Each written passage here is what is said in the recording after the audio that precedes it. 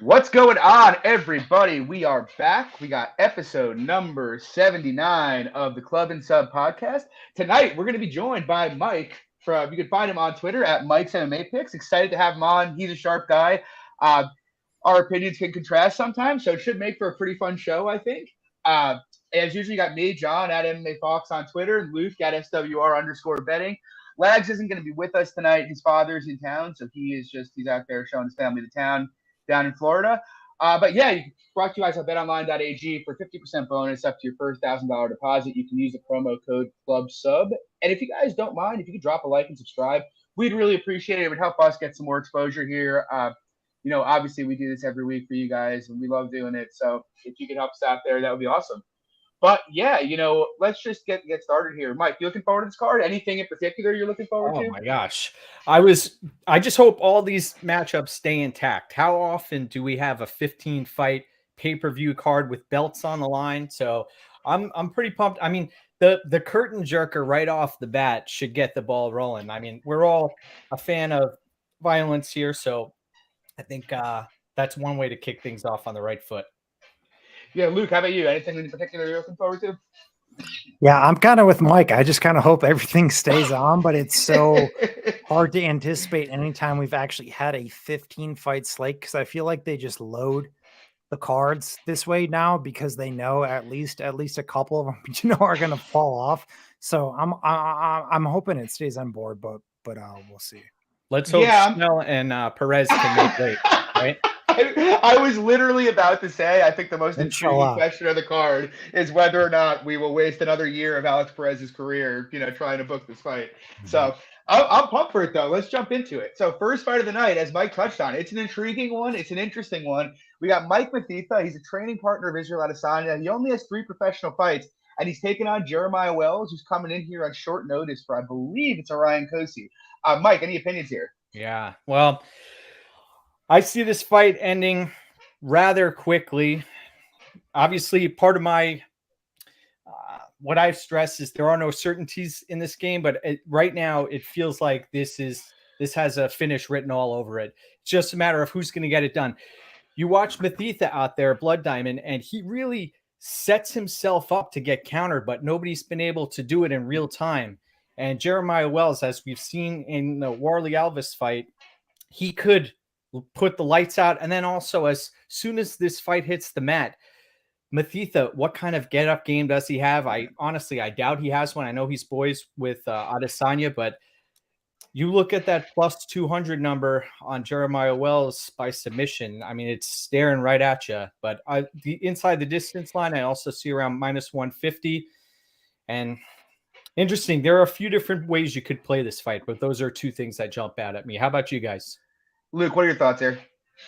Yeah, I'm kind of with Mike as well. I think obviously you're playing into some variants, some unknowns, but Wells is a Daniel Gracie black belt at the end of the day. I think it comes down to, I shouldn't say it comes down to, but I think the best or in the most path to least resistance is for him to get this fight to the ground. Historically, you get these long, kickboxer archetypes, not a lot of pro fights in general. You get a guy who has that type of path, they're going to struggle there. So I don't see why Wells can't land takedowns, why Wells can't pass him, why Wells can't submit him. The problem I just have with Wells is that his output on the feet is somewhat inconsistent, but the guy hits like an absolute truck. And to Mike's point as well, in the limited that we have seen from Homeboy Blood Diamond, he's not necessarily the archetype of this great kickboxer that we've seen from like a technical acumen of a guy who just really understands distance, manages it well. He's kind of rickety on the feet. I've seen him like turn his back multiple points when he's getting hit with shots. He's getting hit with big shots by cans. I think Wells inside the distance is the spot here. Yeah, so I mean, I'm with both of you guys. Honestly, Lags pointed out earlier today, and I missed it because I was working, but FanDuel had an under on this fight at first of like minus 140 for an under 2.5. Like that. It's gone now. Yeah. I would have killed to get my hands on that. But Yeah, I mean, it's weird because, and this is kind of similar to someone else from CKB who we'll get to later in the card. You watch Matita fight, and first of all, right off the bat, 3 fights is kind of a red flag. It's like, what are you doing in the UFC with 3 fights? I get it. He comes from a kickboxing background, but this isn't exactly Alex Pereira we're talking about either. And then, you watch him fight. It's like he does some cool stuff, but, he doesn't seem, Mike, you touched on it, and I think it's fairly accurate. He's begging to be countered. His head is right there on the center line at all times. He's not really keeping his chin tucked. He's not really doing a whole lot to protect himself there. One of the things I noticed from the limited tape there is he hasn't really fought somebody who's really willing to go at him and take the fight to him. And that's something that I kind of think will give him fits. And then, like you guys touched on, at the end of the day, Wells is, I think he was coming in expected to be a squash spot for Warley Alves for a lot of people in his last fight. But I think it kind of, that fight and the line going into it kind of understated like what Wells is. He's a decent fighter. He hits hard. He can be a bit reckless, but he's a very good grappler if he gets you on the mat. And, he's definitely the best wrestler Matita's ever faced. He's certainly the best submission grappler. And both guys keep a high, Matita keeps a high pace. I don't think Wells, Luke, you touched on the output. He's not the kind of guy, though, if someone's throwing a lot at him, is going to back down and become, basically like a neutered dog. So, yeah, I kind of like the violence here. Honestly, I liked Wells' money line, except I heard something that was a little disturbing from someone else, that he hadn't really been in the gym much since his last fight. And that's kind of enough, at minus 220, it's like I kind of want to know that, the guy that backing is definitely prepared for this fight. So, yeah, I think, yeah. I was going to say Wells hasn't been finished in his professional career, which is a concern if you're part of the violence crew. And I went back and watched some of the Glory Super Fight Series footage of Matita when he took on Richard Abraham. I don't know if you guys caught that fight. He hyperextended his knee in the middle of that fight. Yeah. And he ended up hanging in there and fought really hard for his money. But you saw there were times where you mentioned he'll go for it. And he's he's willing to engage in these firefights. He's not very defensively sound. And we'll talk about the next fight on the card where there's a fighter who is defensively sound who we can touch on as well. Yeah, I just one more thing. I'm curious what you guys think here. So, like, obviously, the under 2.5 is not there. We got a 1.5 that's hanging at about minus 150 here. Yeah. And then you got the fight doesn't go, which is around minus 400. I almost feel like that's way too wide a spread. Like something like 60 to 65% of UFC fights end inside the first, that get finished, end in the first round. Like, I'd almost rather just hang my hat on the under if I was going to be playing a total here. Like, what do you guys think of that? Yeah. Luke? Yeah, I mean, I guess I agree. I think actually the fight doesn't go is probably a good parlay piece, to be completely honest, just based on style matchup. But from like a straight parlay, or I'm sorry, a straight betting perspective, yeah, I think the under 1.5 is a decent look. Once again, my hesitation though is from what I've seen from Wells is he's not necessarily the guy who is going to just go out and chuck output consistently. So that's where my hesitation is with the 1.5. But smart Wells comes out there and shoots takedowns within the first 20 seconds. I think it looks like free money. Okay. Mike, any thoughts from you?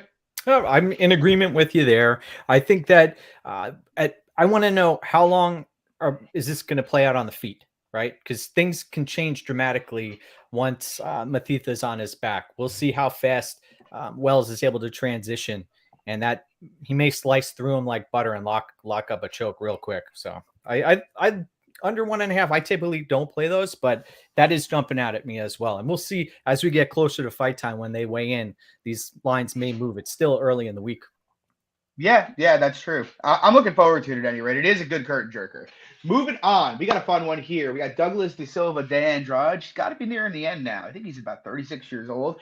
Taking on Sergey Morozov, coming off of a drubbing of Khalid Taha. Luke, what are your thoughts here? Yeah, I like Morozov in the spot a decent amount. Obviously, Homeboy's been tough in terms of Andrade over the years. In terms of his losses, he's fought some tough guys in there to boot. But I think from like a style perspective, I think it's pretty tough for him here. I think Morozov's actually the best pure wrestler that he's fought to date personally, and I think it can gas his gas tank. Even if you go back and watch his fight with Renan Barao, obviously up a weight class, I understand that there is some context there, but nonetheless, still got taken down. He didn't stand up. The ref was quick to stand them up, and Andrade was absolutely gassed at the end of that fight as well. It just so happened that obviously we know 35-year-old Renan Barao gasses, after 7.5 minutes. So he was actually more tired in that fight as well. So I think there's significant actual wrestling components here for Morozov that actually a lot of people have not provided to Andrade historically, despite, him being a strong dude. I think Morozov can definitely take this dude down, grind him at range. There's nothing really special with Andrade, in my opinion. It's pretty basic. It's your 1-2s. It's your big winging hooks. I think Morozov manages distance extremely well, which we saw in great effect against Khalid Taha, at least in the times that fight was there at space. Taha chucks heat. That was a big component of the fight. And keep in mind that, Morozov was a plus 145 dog in that spot, and he absolutely emasculated that guy too. So honestly, I would probably value the power and speed components more of Taha than I would of Andrade at this point, especially given Andrade going into the back half of his career. So I don't think these big winging bombs are just going to be there for a guy like Andrade. I think he manages that distance effectively. I think he's more technical. Really, the only guys that have given Morozov issues have been just these powerhouse, stronger wrestlers. Obviously, Evelev, Savage. I wouldn't say powerhouse necessarily wrestler from Umar Nurmagomedov, but very crafty grappler, tricky guy to fight, manages distance extremely effectively. Once again, tough guy to just outpoint, beat on the feet. So those are really the main struggles that have given this guy issues. I don't really see the merit to Andrade here at all, to be completely honest. I think it's a great spot for Morozov. Mike, what are your thoughts about it? It's interesting. And I also think that the Perillo win by Andrade is baked into this line a little bit. Everybody sees that highlight reel knockout. And then they also looking down and they up and down this record and they see the 20 wins by TKO, KO, right? So there's always a chance that he flips Morozov's lights off, but I really like what I see from Morozov's defensive game. He had Khalid Taha, who fits a similar mold to Andrade as far as being a power puncher and bringing the fight to his opponents. And the defensive side of Morozov's game told me a lot. Also, how about the debut? He had to take on Umar Nurmagomedov. That's a tall order. And then you look up and down Douglas Silva de Andrade's record, and I'll always remember the night, I think it was in Belém, where he fought Marlon Chito Vera. That was like the performance of all performances from him. Blown away, cardio for solid 15 minutes, out cardio Chito Vera in that spot and blew us out of the water. But I think that ship has sailed. Now he's in his late 30s. I like Morozov's wrestling. Andrade has a tendency to end up on his back at times, and the takedowns should be there later the fight goes. So I see some value in Morozov. I cap him anywhere between minus 250 and minus 275, to be honest. So I see some value there. Interesting. Yeah, I don't. It's kind of weird because when the lines first came out, I thought I'd be firmly planted on Andrade just because he checks a lot of boxes that I look for. The guy's a veteran of a lot of UFC fights. He's fought a lot of really tough competition. Like the only guys to really beat Douglas de Silva de Andrade in the last 3 or 4 years are the top guys in the division. But yeah, it's weird because on the one hand, I don't know how much stock I want to put in the fight with Taha. Obviously, it was impressive and it was a dominant performance from Morozov. But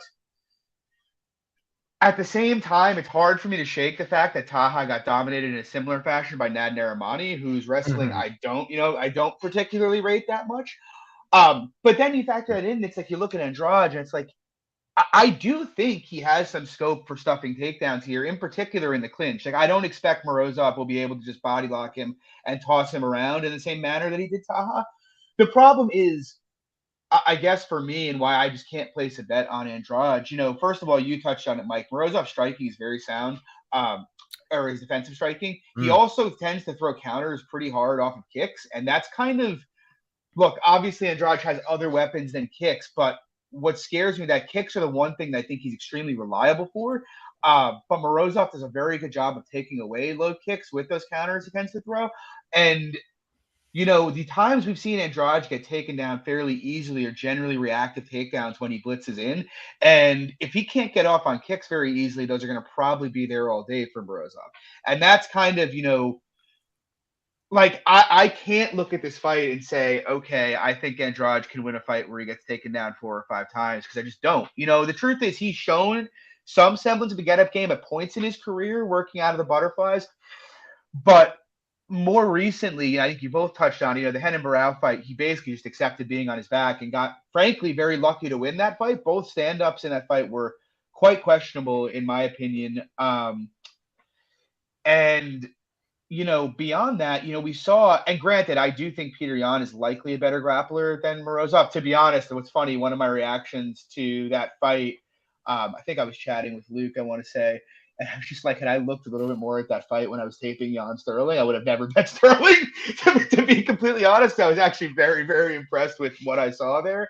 But yeah, I don't know. I've kind of swung the other way. I'm debating a bet on Morozov. I might just pass. Like the jump up competition does worry me a bit. The fact that, I haven't really seen Morozov do that to anybody but Taha makes me a little bit nervous just because, we've seen it before where guys come in and they just dominate somebody with a really glaring hole in their game. But yeah, it's really hard for me to say at plus 180 that Andrade's value when that basically like value implies he has to stay upright for at least 10 to 12 minutes. And I'm just not sure how realistic that is, if I'm being completely honest. I don't know if he's going to have the gas, Andrade. And there's that. Yeah, this is a situation where I think weaponized cardio is in play for Morozov. And you watch his M1 fights, and he had a similar style back then too. So he hasn't deviated from his bread and butter. And I like seeing that. We'll see. I agree. And if you're looking to back, someone who's going to attempt 10 to 15 takedowns, they're reliable to do that. He tends to stay safe. There isn't the Lerone Murphy fight, right? Like where Lerone Murphy's ideal is to stay at distance and not crash the pocket and try to grapple you. This is the exact opposite of that. And that just, it makes me nervous. I'm happy to pass it. If I got a decent enough lot, like I think if I got Morozov, in the minus, 150 to 85 range, I'd be happy to play it. But it looks like the money is pretty one-way traffic here for the most part. Moving on, though, we got Jacob Malcoon, AJ Dobson. And this is kind of an interesting one because it's another one that, on paper, when I first looked at it and Malcoon was a dog, it checked a lot of boxes for me. It was a guy with UFC experience taking on a guy with 6 pro fights in Dobson who has a lot of unknowns in his tape. But then you look a bit closer and it's like, well, Jacob Malcoon only has 6 fights. And of those fights, one of them was getting knocked out by Phil Hawes in 19 seconds. The other one is a fight with Razak Al-Hassan where, look, did his wrestling look solid there? It did, but he didn't really have to chain anything. He's up at 85, his natural weight class.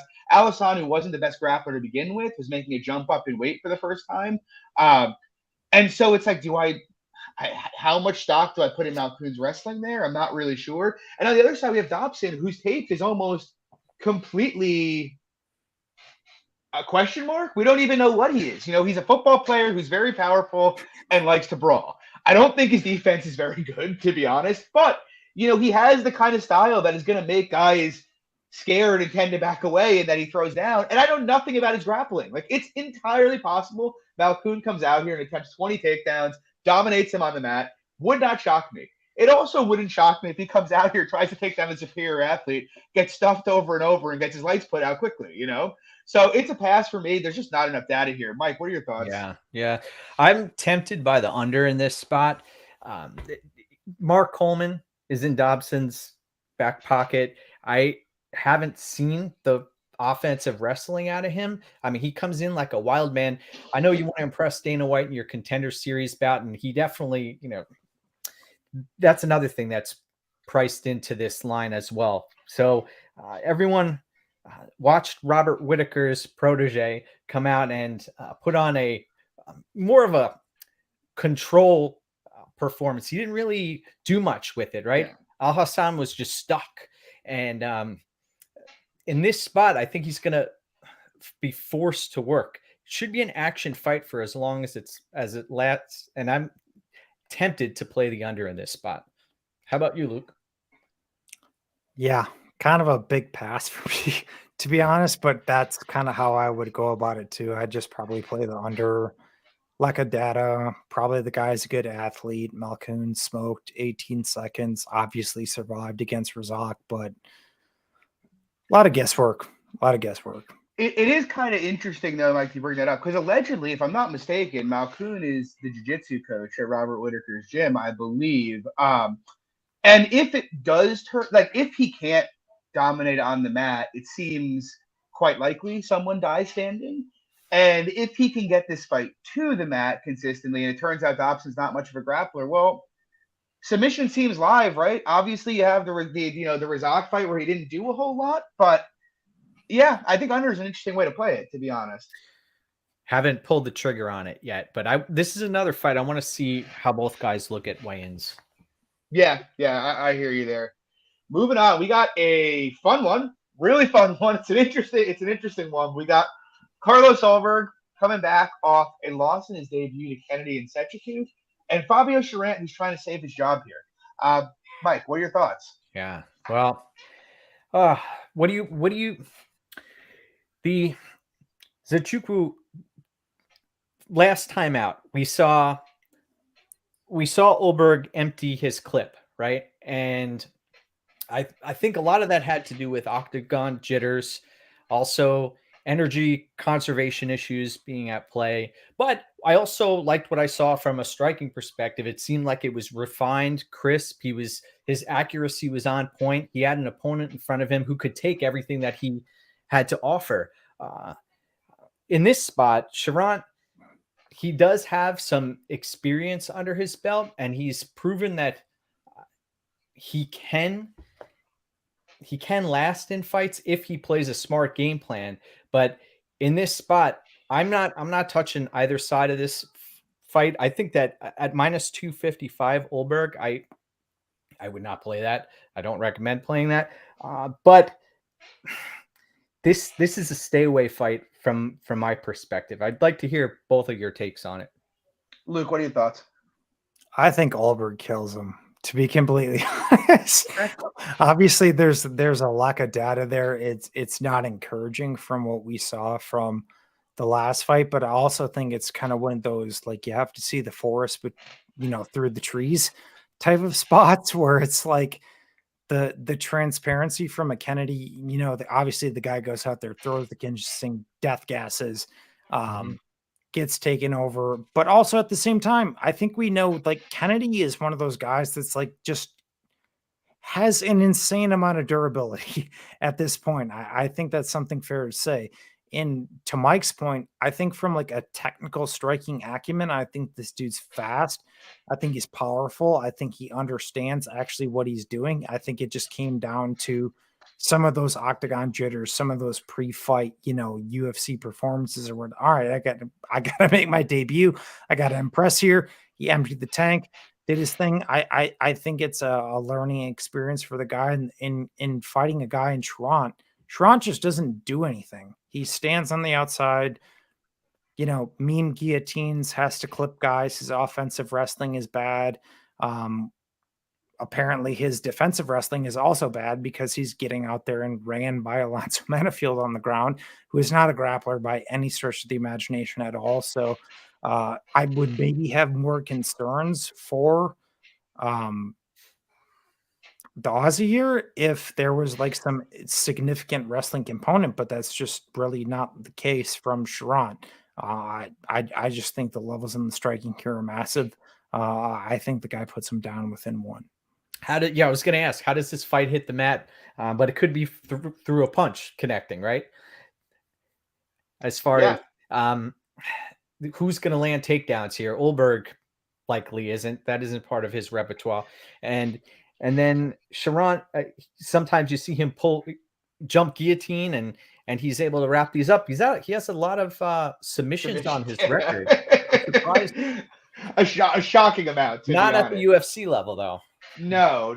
You know what's So interesting? did Simon. So did Simon Oliveira, who fought Matt Favola. And he's another That guy. didn't go too well. Sharon, you look at the Instagram account, you see he's at Fight Ready, he's at Sanford, he surrounds himself with high caliber fighters. That it isn't osmosis happening how you attain skills. So I'm interested to see if there's any career development at this stage. He's still only 27 years of age, but is Ulberg a finished product? I mean, does he need to be to take out a guy like Trump? That's Yeah, and to be honest, Mike, I do, I do give some credence to the fact that he's at Fight Ready. I'm sure it's a good move for him. It seems like one of, the few camps where guys are making, consistent improvements coming out of there.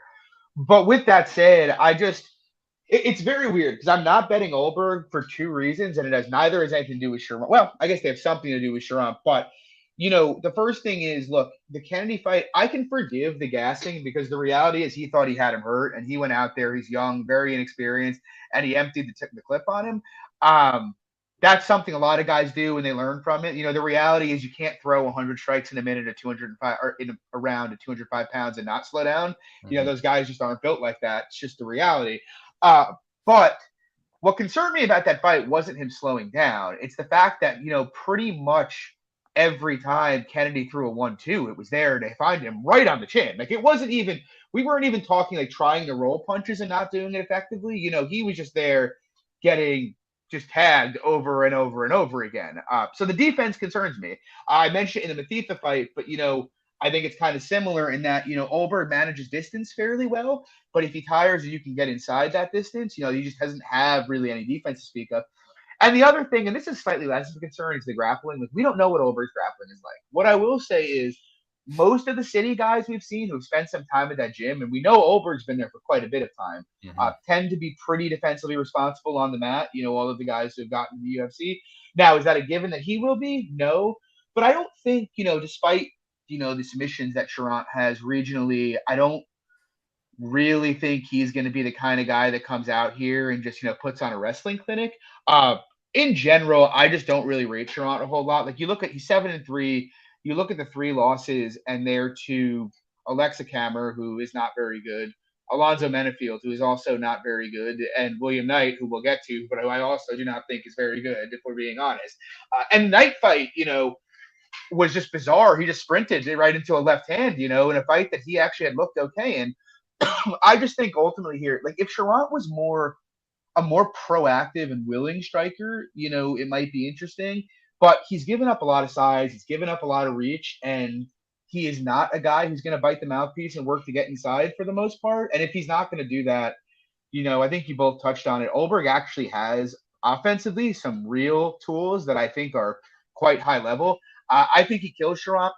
Do I have interest at minus 250? Not really. But personally, it's one of those fights where it's like, I love to say dog or pass all the time, but I kind of feel like it's almost favored or pass here. It would be very hard for me to, or I'll put it this way, for Charant to win this fight consistently, he has to demonstrate a skill set that I haven't seen demonstrated yet. And so that's not really something that I'm very interested in.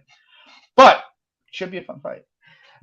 Moving on, though, we have a really fun fight here. We got Alexander, the Great Hernandez, taking on Hanato Moycano. Luke, I know you have a fairly passionate take here. What are your thoughts?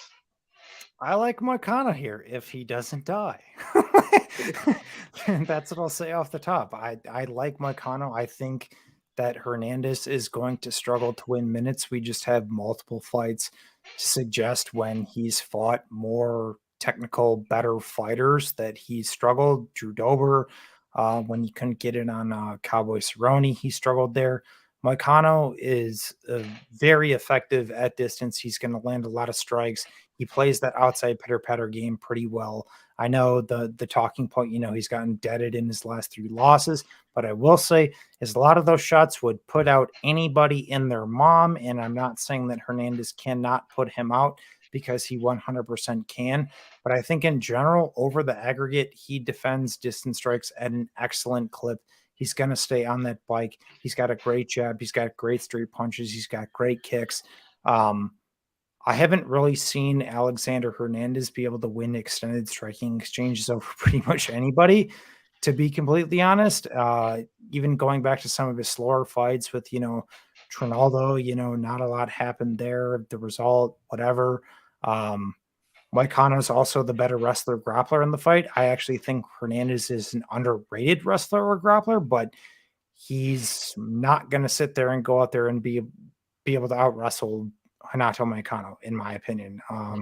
So I don't see much merit there. So in relation to the general line, I don't really see how Alexander Hernandez wins minutes in this fight unless he's able to clip Hanato Moycano. I honestly think it's kind of a levels fight in some capacity.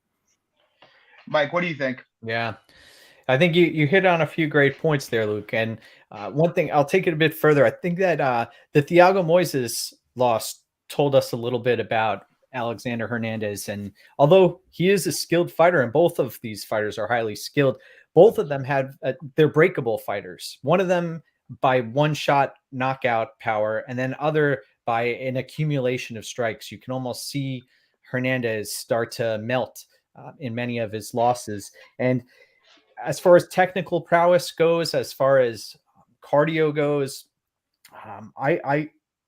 and also as far as the range striking goes, I think Moycano has a bit of an edge. And then you take that a step further, the wrestling side of the game, once Hernandez has once he's executed a takedown, the OAM fight, I mean, granted, that was a while ago, but hasn't been able to do much with it. And Moycano will advance position, and he has cardio to go deep into fights.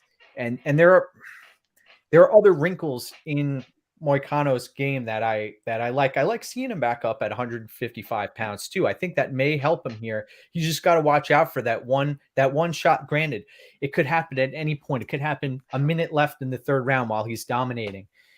So you got to look out for it. But the other side of the fight is that if Hernandez is having sustained success, he's one of those fighters who he can carry that. He's a front runner. And if he's not somebody who I've ever seen come back in a fight. We saw the Cerrone fight. There have been other ones where if he's able to establish himself early and find sustained success, it usually carries him through the fight. But I think Moycano is going to come out first, take the center of the octagon and put Hernandez on his back foot at some point that should happen. And then I think he's going to take over here. But it's just a matter of, is he going to be able to cover for 15 minutes? I was looking at the fight doesn't go the distance. I saw it was sitting at around -150. I'm actually a little surprised that this is lined to go to finish. I would expect it to go the distance. How about you? Did you know it was originally set at 1.5 rounds, the over for this Wow. fight? No, I didn't. Earlier in the week. Yeah. Which is very, very strange. It's interesting. You mentioned we learned about Alexander Hernandez during the Moises fight. And I agree for a number of reasons. In particular, you look at that fight, he did, I think you both have touched on to varying degrees, but, Alexander Hernandez, when things start to go south, you can just almost see it. He tends to back off. He plays the back foot more. Even when he does enter, he starts to come up short on all of his shots. You can even see it in the Moises fight. He's throwing shots, but he's too afraid to actually commit in the pocket, and he's too worried about getting countered. And in that fight, he had a very viable win condition there. He's a pretty good wrestler, and Moises tends to opt to go for guillotines rather than defend takedowns. If you know a guillotine's coming, it's pretty easy to defend. And instead, he kind of just accepted, losing a decision there. That was extremely concerning. In general, look, Hernandez is very skilled. He is a good wrestler. I believe he's a brown belt in jiu-jitsu. He tends to have decent footwork. He hits reasonably hard.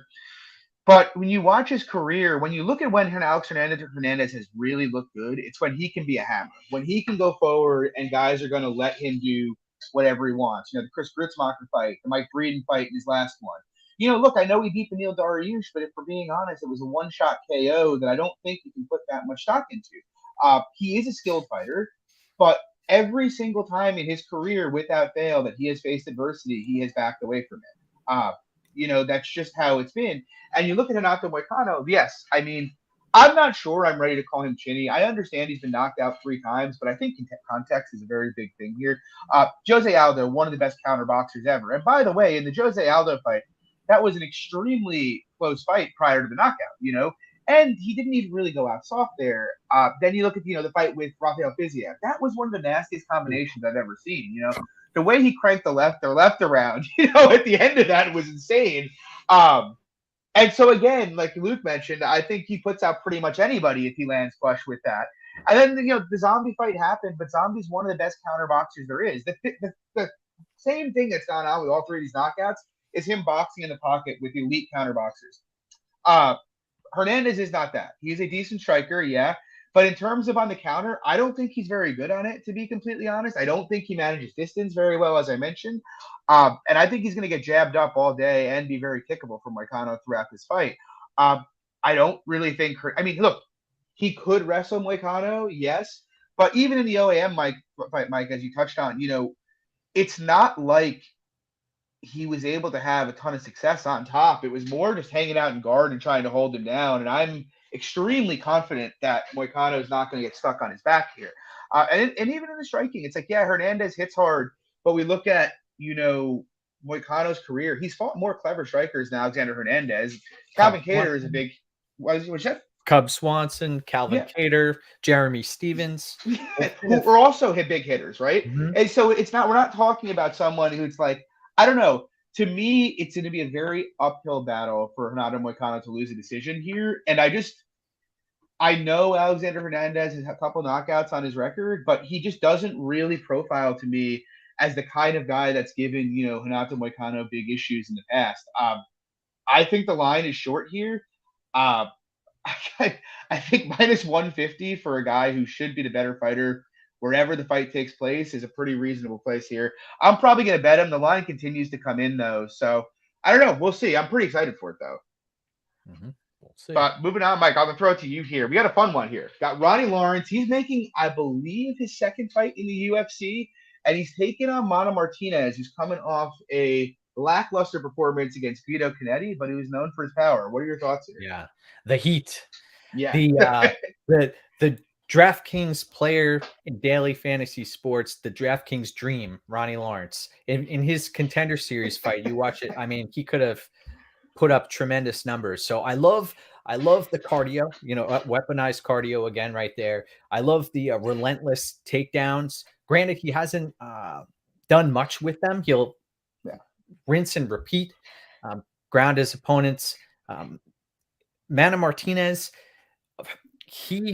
I know his coach passed away prior to winning his previous bout, right? So that's something to consider. Maybe there was a lot of emotions headed into that matchup, but he left a lot to be desired as a significant favorite in his last matchup. Mana Martinez is somebody who's going to look to try to land a knockout shot. He's going to have to catch Ronnie Lawrence. But the thing about Lawrence is, man, I want to grab my heart while he's standing in the ring, because he looks like he can be he can get caught with the big bomb at some point. It's looks like he's playing with fire. I know he's a pretty wide favorite here, and Mana Martinez does have some fight ending potential knockout ability, but my concern is I haven't seen enough from Ronnie Lawrence as far as his evasiveness on the defensive side of it to give me confidence when he's on the feet. But if this fight hits the mat, I have faith that Ronnie Lawrence, that's going to be his game plan, his bread and butter. Stick with it, continue to put Martinez to the mat and grind out a decision here. How about you guys? Yeah, I mean, honestly, I think Lawrence is going to ruin him, to be completely honest. I bet Lawrence here at about minus 275. It's just, look, I don't want to disrespect Martinez. Obviously, he has a number of KOs on the regional scene. I believe he KO'd Ricky Turcios as a regional as well, which is probably his best win. I just don't really see, though, look, he's an okay counter striker, but the couple of times we've seen him have to actually defend wrestling, he's let guys in on his hips pretty hard. He hasn't really looked great off his back. And I almost feel like we've seen this fight, We had Ronnie Lawrence fight Jose Johnson, who, to be honest, is a fairly similar fighter to Mana Martinez in a lot of respects, including his power. He might even be a bigger hitter than Martinez. And we saw Lawrence rip through him, which isn't to say Mana can't catch him. I agree with you, Mike. There are some concerns for me with how Ronnie, backs out of exchanges. He can back out of there with his chin up. He can get caught. But we haven't seen it happen yet. And to be honest, again, it's like what we're playing with here is how often does Mana catch it? I don't think Mana Martinez can win a decision here, to be honest. I would be shocked if Mana Martinez wins a decision. And so with that, it's like, well, this is a bantamweight fight. Can Mana knock him out 30+% of the time or 25% of the time? I really don't think so. I'm not saying it's impossible that he gets knocked out here, but I am generally not a guy. I don't like to lay big favorites in general as my style. But, the guys I do like to bet at those numbers are guys who have a way to just completely neutralize their opponent's offense. Guys like Merab Dvalishvili, who I bet his entire way up. Kamaru Usman. People who have a style that neutralizes offense and that they are reliable to go for it. Right. Ronnie Lawrence is that. And also a style that's going to make their opponents work and gap out his opponent. Right. And so you're talking about a cardio machine who's an excellent wrestler, who's reliable to attempt 10 to 15 takedowns. I don't know. For me, I kind of think this should be more like Lawrence -4 to 500 here. Look, when he gets up against some of the more athletic guys at bantamweight with better ground games, I'll have a lot of concerns about it. But in this kind of fight, I have to take the poke on him. Luke, I'm curious. What are your thoughts here? Yeah, I don't want to parrot anything you guys said. I think you're pretty much spot on. I think it's also interesting that Mana Martinez is, a massive favorite over Guido Canetti, and dude damn near lost a range striking match with Guido Canetti, who attempted 0 takedowns in that fight, which I think is hilarious in relation to this matchup as well. The guy's going to stay on his bike for 15 minutes. I think Martinez is a guy who needs kind of that pocket boxing brawling nature to succeed. That's not something that Ronnie Lawrence is going to give to him on the feet. He's going to throw his kicks. He's going to get out of there. He's, to John's point, he's going to attempt, anywhere between, 5 to 15 takedowns. He's going to just be a grinder, stay on him.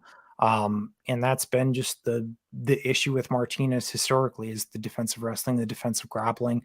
How also does he fare when a guy's going to cook him, like that in that mat return up down scenario, the Merab, the Ricky Simone type scenario. I think Ronnie Lawrence actually can finish him in this fight. I do think that Martinez is KO or bust in the spot. I don't know how he really wins minutes based on anything we've seen historically from Mana Martinez.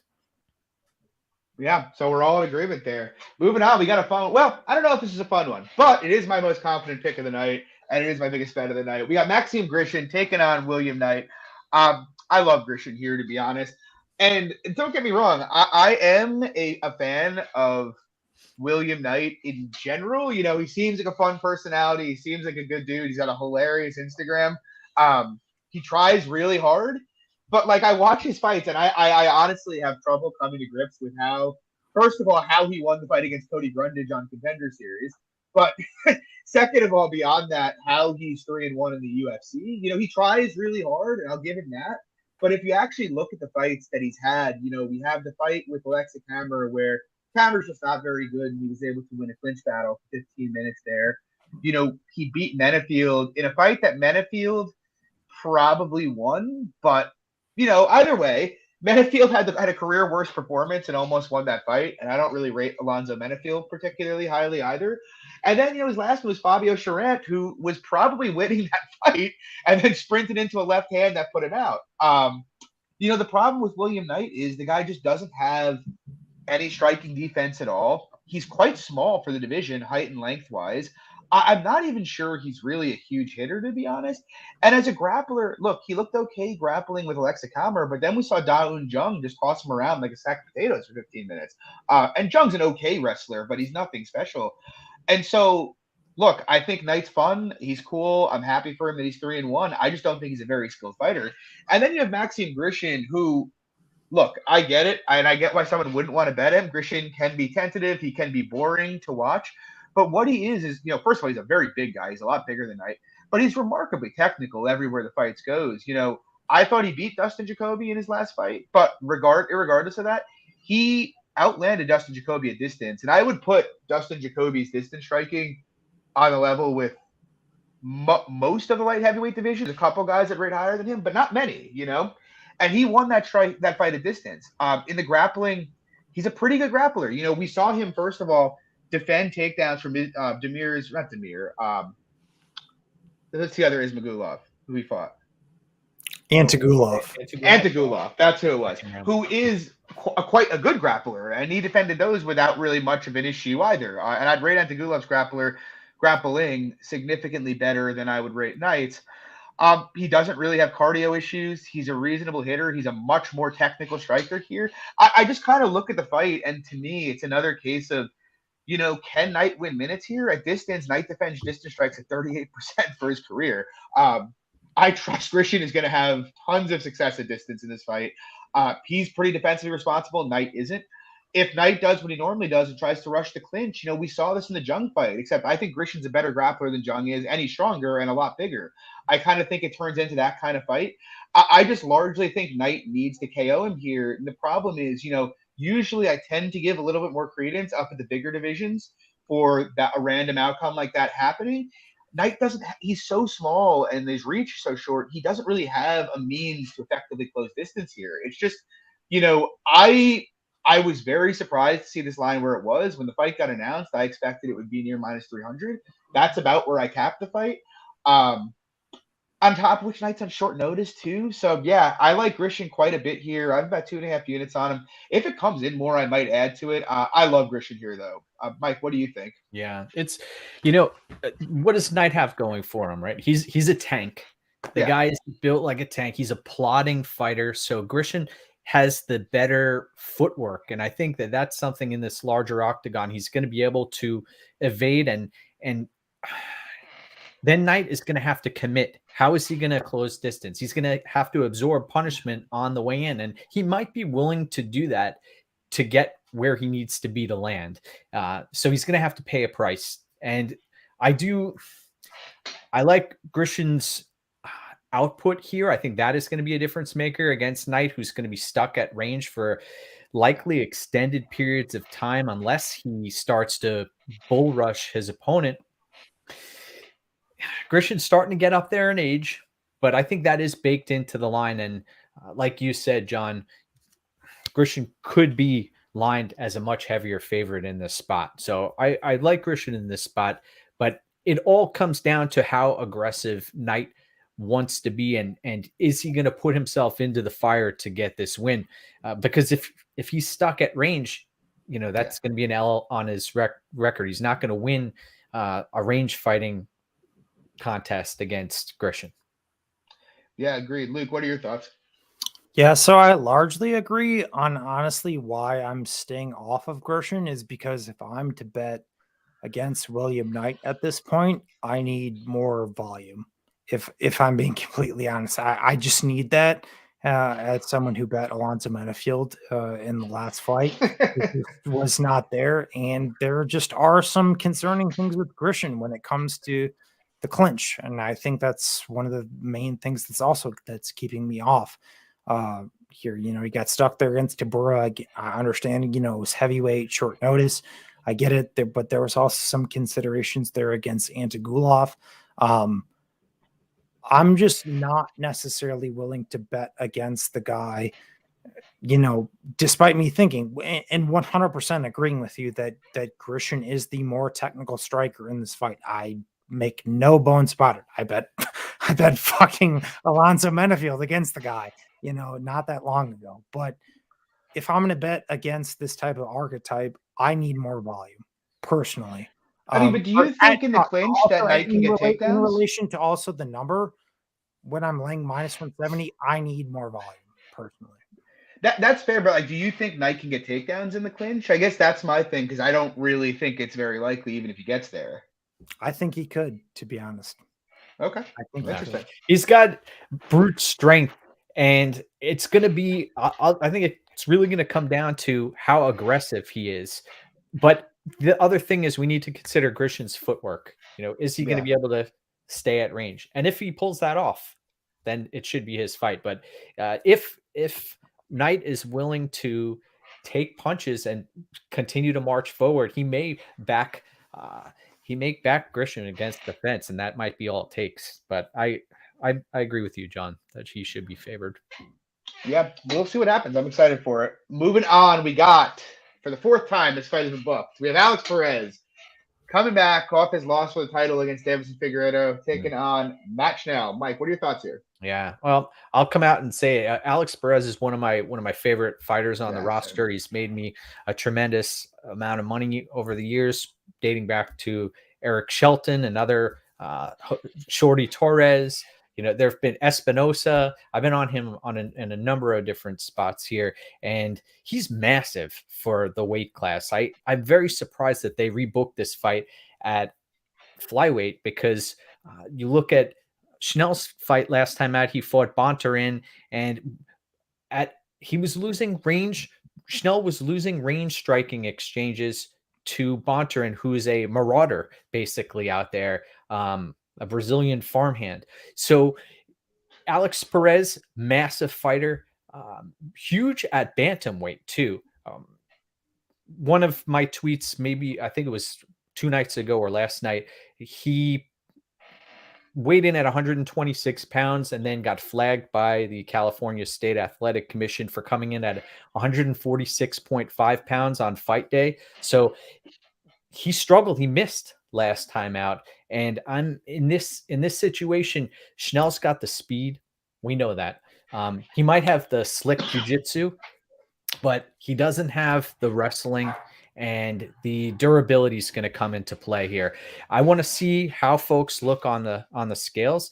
I don't like a minus 400 line on Alex Perez. I think that's a little way too wide. If it gets down to minus 300, minus 280, then I think that's within striking range. But I wouldn't go out of my way to play a minus 400 on most or on any fighter.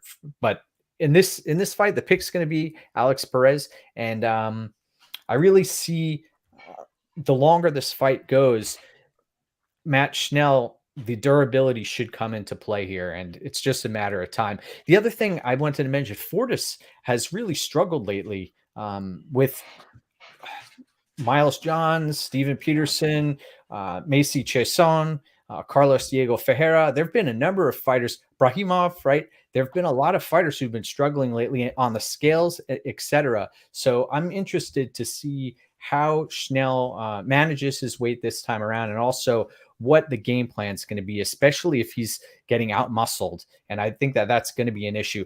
The footwork, I like the footwork of Schnell. Just he could crumble at any second, as we've seen in the Pantoja fight. That's been the staple of his career. What's your guys' take? Yeah, I mean, I'm with you largely there, Mike. I mean, I've always been kind of a proponent of Matt Schnell. He is a very good boxer. He's quite fast. As you mentioned, he's got good footwork. He's got pretty dangerous jiu-jitsu as well. The problem is he can get hurt badly, and he's not a great wrestler, neither of which is really good, matchup for Alex Perez, who's striking, I think I rate higher than most do. He's a very good leg kicker. He's proactive about it, and he's a pretty good boxer, right? And on top of which, he's an excellent wrestler. I love Alex Perez. He's one of my favorite fighters. And I'm not laying minus 400, and I do have, candidly, some concerns about him getting guillotined or submitted. We have seen, he got submitted. I believe he's been guillotined 4 times before he got to the UFC. He had a pretty large regional career beforehand. And then obviously, most famously in the Davison Figueiredo fight. So that is a concern, but I do largely think he should probably be safe everywhere, as long as he minds his P's and Q's on the mat. And on the feet, the same. I would probably rate Schnell out as maybe a slightly better striker, but I'd still almost have to favor Perez on the feet just because of, the massive chasm in durability between the two of them. With a lot of guys, I really think durability sometimes is overrated and is more a result of bad defense than any actual durability issues. But in Schnell's case, he seems to be one of those guys who just can't really take damage very well. So, yeah, I mean, I think the line's broadly right. Maybe you could make an argument that there's a tad bit of value on Schnell, but it's not something I'm interested in. Luke, what do you think? Yeah, not going to rehash everything you guys said. Largely agree. Kind of with you on the sense that I do think that Schnell is an underrated boxer in the division, but I think that Perez is going to get after him. I think he does have actually the positional responsibility in this matchup to be fine in landing takedowns. I think it's kind of Mimi from a Schnell guillotine to catch him with something, but Perez should be the minute winner in both rounds here. Yeah, agreed. Hopefully we can actually make this fight. It's really a tragedy that we've wasted a year of like Alex Perez's prime. It's like what, 4 times now? I think something like that. And Schnell's off a loss too at this point. I don't know why we keep doing it, you know? So hopefully this is the time we can finally cross that hurdle and get back to chasing a title. But moving on, we got a fun one, an interesting one. Got Roxanne Modafferi taking on Casey O'Neill. I like Roxy a lot, to be completely honest here. There's a couple reasons. First of all, you look at the last two fights, just from a market perspective. You have Casey O'Neill currently at minus 400 being lined as a wider favorite than Tyler Santos and Viviane Araujo were against her, which to me makes absolutely zero sense, whatsoever. But beyond that, look, there are aspects of Casey O'Neill's game that I like. Having good durability, a motor, and, a willingness to take damage to give damage tends to play pretty well in WMMA. Plus she's a grapple first type of fighter who loves to grapple. And those are all great. The problem for me is, first of all, even as a striker, O'Neill is defensively very, very irresponsible. She's very, very easy to hit. She actually has a below 50% defensive rating in every one of her fights in the UFC so far.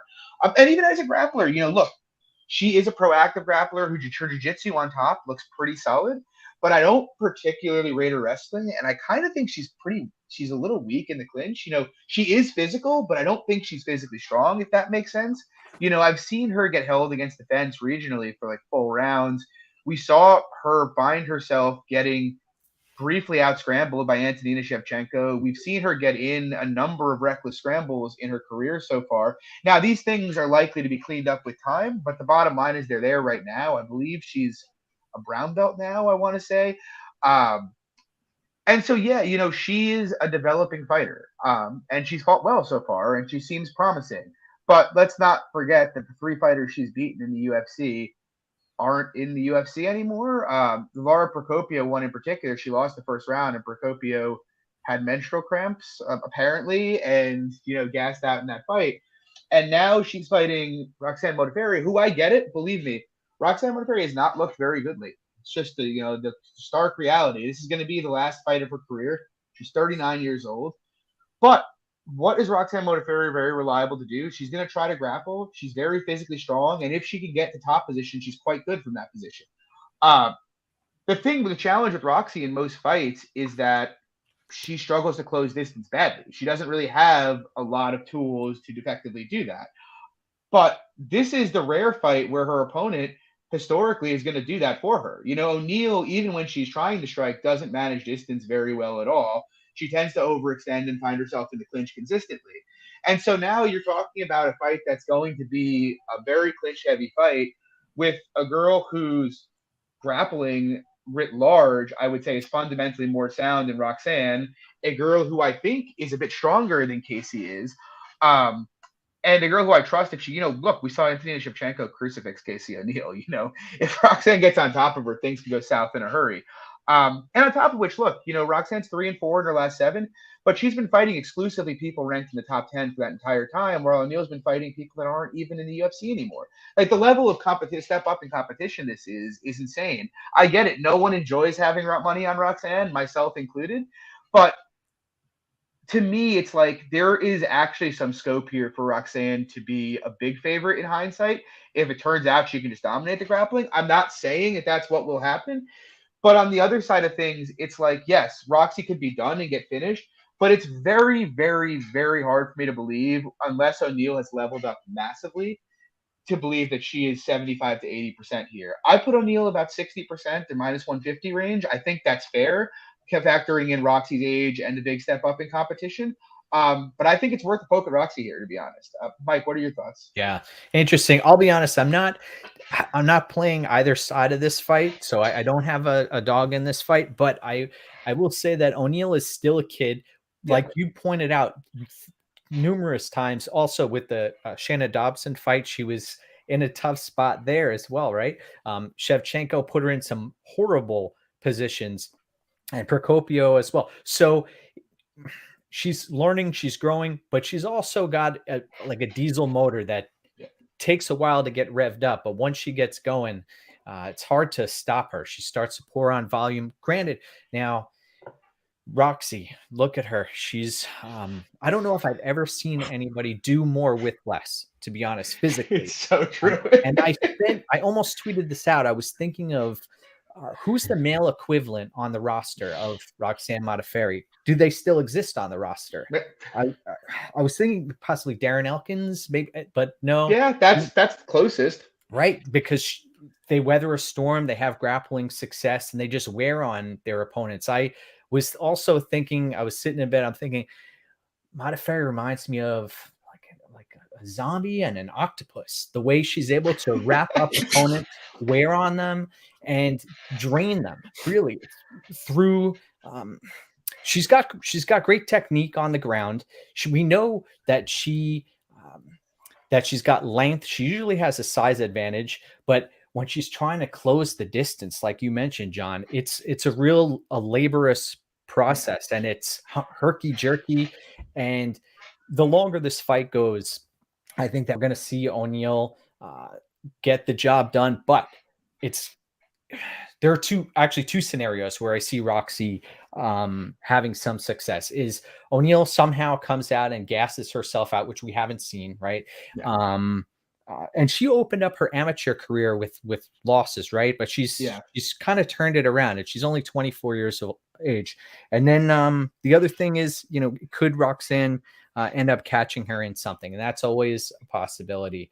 She's got long limbs, and she does not give up. That's one thing that when the chapters close and the book is written on Modafferi, which we're getting pretty close to that happening, she left it all in there, and I have a lot of respect for her in that regard. So the pick for me is O'Neal, but I'm not going out of my way to play either side of this fight. Luke, what are your thoughts? Yeah, I mean, I think the line's like quasi wide in the sense, I'm not trying to lay, minus 400 on O'Neal, but I think it's also just one of those fights where I think you kind of have to just see the forest through the trees, in my opinion. We get too deep in the style matchup, too deep in stats. Homegirl's done. I think she's cooked. She has not been finished in her entire career. But I think honestly an interesting poke is O'Neal by TKO at plus 450. Ground and pound, I think she's probably going to get on top of her and just rain it down. So that's what I'm going. One more narrative thing here, just to throw it in there. So Roxy actually has a blog. It's actually quite interesting, and it seems quite heartfelt. She actually talks what comes to her mind about her gym and otherwise. Frank Hickman, who was the wrestling coach, or is the wrestling coach at Syndicate MMA, is actually coaching Casey O'Neal, who is not from that gym. Roxy was quite upset about it. She also mentioned in that blog that her number one goal for 2022, even in front of finding a full-time day job, is winning the last fight of her career here. Motivated Roxanne Modafferi. She's coming. I hope. One last win for wanted to knock out Casey O'Neal, so that would be fun if they just stand. But anyway, we got another one here. We got the old Pitbull coming back again here at 43. Andre Arlovsky. Luke, what do you think about this? He's taking out Jared Bandera. Honestly, I kind of think it's a decent spot for Arlovsky. I know it's been kind of like a marked take this week for, everybody loves Bandera. And I mean, I get it from some perspective. Arlovsky, based on his style in 2022, he fights close, but it's like, who's the best striker that this guy's fought? Justin Tafa? Okay, did he impress me against Justin Tafa? Absolutely he did, but it's also Justin Tafa, who there was also a very good chance is not in the UFC within the next 24 months.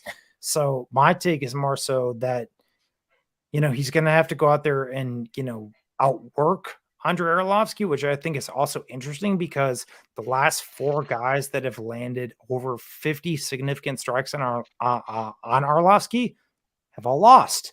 So I've heard this kind of narrative, okay, well, you go out there, you get after Andre Arlovsky, you go out there and you beat him. It's like, well, no, that's really not the case. And, with Bandera, it's like, I don't think he's this historic power threat. Sure, he's bombed a couple of bums on the regional scene, but it's like the reality is, Andre Arlovsky hasn't been finished in a second. The dude's just getting blasted by, Raz. at least in recent years. Obviously, is one of the biggest hitters in the division. I still think that Arlovsky plays that slow game well. I think that gives Vanderaa some definite issues. So I just don't. I don't want to say I don't understand, because obviously, given how close he fights, I get it. But it's like, from a technical perspective, is he really going to go out there and out technique Andrei Arlovsky in a 15-minute kickboxing match? Maybe in 2022. I just don't see it. Mike, what are your thoughts? Yeah, at some point, Arlovsky's gonna go off a cliff, but he seems to be. American Top Team seems to be working wonders for him. He's looked decent. That Chase Sherman fight. I mean, granted, Chase Sherman, he'll probably be gone if he isn't already. The Carlos Felipe fight, that was another one where you saw the old dog. He's hanging in there, and he's had so many lives, Andrei Arlovsky. But Vanderea's got a big body, and he doesn't have much to his game. He'll try to throw volume, try to wear on opponents, doesn't necessarily have a takedown game or a wrestling game, a top-heavy game. And I was listening to the media day today, and they were talking about Arlovsky's beard, and they weren't asking him really any questions that you could derive any information from.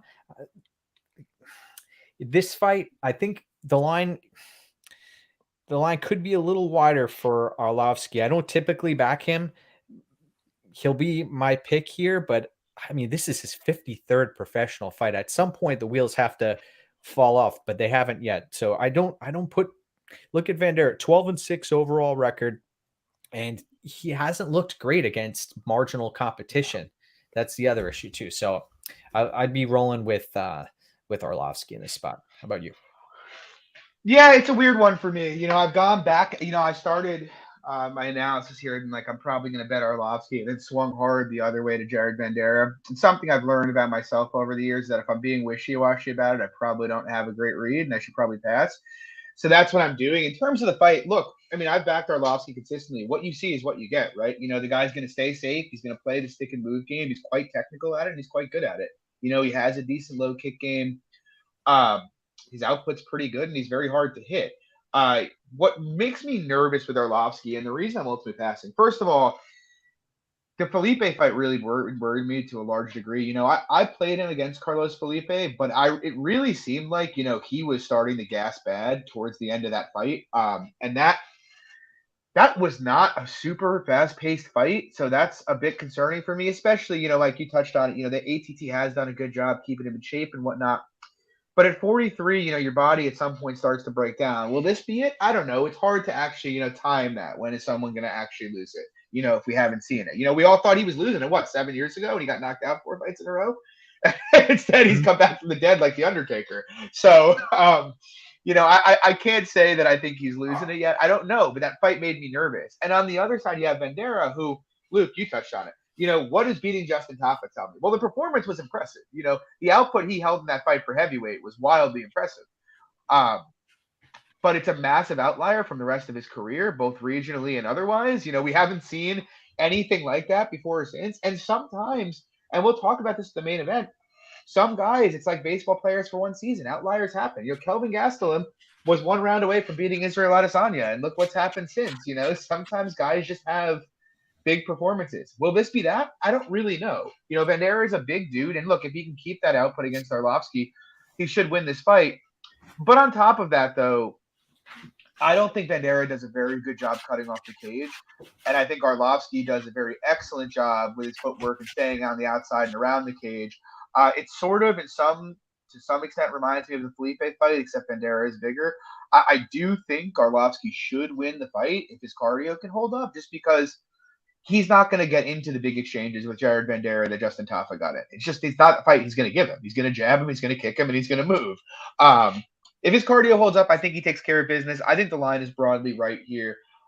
Look, if it got down to evens, I'd take a stab at Arlovsky, but I'm happy passing this. It's fun. I'm excited to see the Pitbull come back another time here, try to get another crack.